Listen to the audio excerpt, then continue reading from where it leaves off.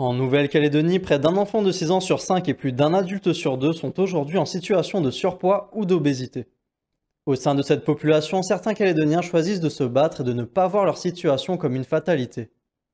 Pour en finir avec ces kilos en trop qui entraînent parfois exclusion et généralement un sentiment de mal-être, ils sont nombreux à aller chercher de l'aide auprès de professionnels. Le centre spécialisé de l'obésité et du surpoids à Magenta accueille un certain nombre de ces patients.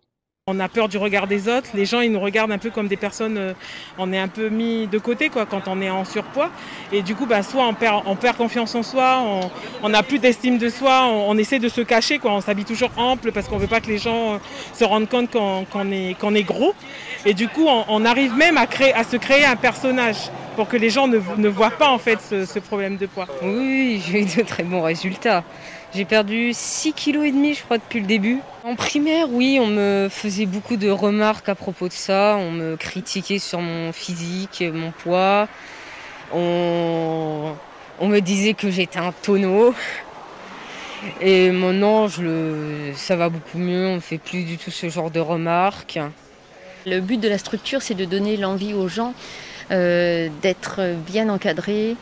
C'est trouver du plaisir sur le chemin. C'est-à-dire que beaucoup ont des objectifs chiffrés en se disant peut-être que quand j'atteindrai ce poids-là, je serai en meilleure santé, je me sentirai mieux. Mais en fait, à l'instant T, après des séances de sport comme vous avez vu aujourd'hui, les patients se sentent mieux dans leur basket. Et à partir du moment où ils se sentent mieux, ils n'ont pas forcément envie de manger non plus n'importe quoi. On ne mange pas forcément parce qu'on a faim, on va manger parce qu'on est contrarié, parce qu'on est stressé, parce qu'on s'ennuie, parce qu'on est confiné.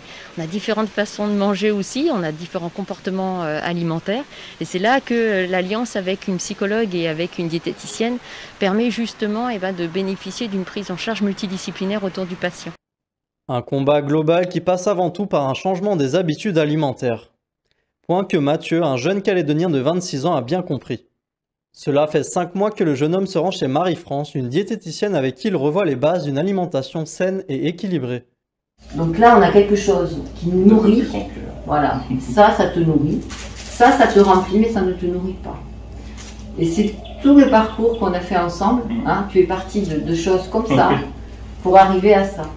Et au final, une perte de poids, une meilleure santé, un mieux-être. On a normalisé les choses. Pour moi, quand on parle d'un Wallisien, généralement on le pense gros. Alors que il y a 50 ans de ça, et on n'était pas du tout comme ça. C'est juste que, à force que les gens nous banalisent comme ça, on a pris une normalité à accepter que l'on soit gros. Le tout, c'est que pour moi, c'est un gros problème parce que l'obésité, c'est une maladie.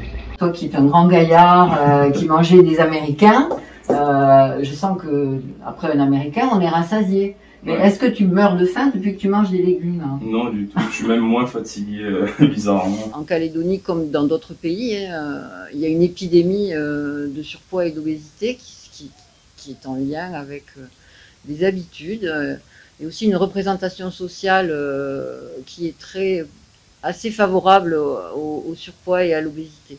Très tôt, l'alimentation arrive en trop grande quantité et en trop mauvaise qualité. Nous, en tant que nutritionnistes, on est là pour accompagner les gens. On n'est pas là pour les mettre au régime, on est là pour leur faire prendre conscience de comment ils fonctionnent avec l'alimentation. Comme Mathieu, ces Calédoniens qui se battent aujourd'hui contre l'obésité estiment qu'une plus grande prévention dès le plus jeune âge pourrait aider à éviter de prendre des habitudes néfastes. Un constat partagé par l'Agence sanitaire et sociale de Nouvelle-Calédonie. L'être humain est un être d'habitude, c'est-à-dire qu'on ancre nos habitudes dans le quotidien dès le plus jeune âge. Donc c'est important aussi d'apprendre aux enfants à ne pas consommer tous les jours des produits sucrés, comme surtout les boissons sucrées qui n'apportent vraiment rien dans un régime alimentaire.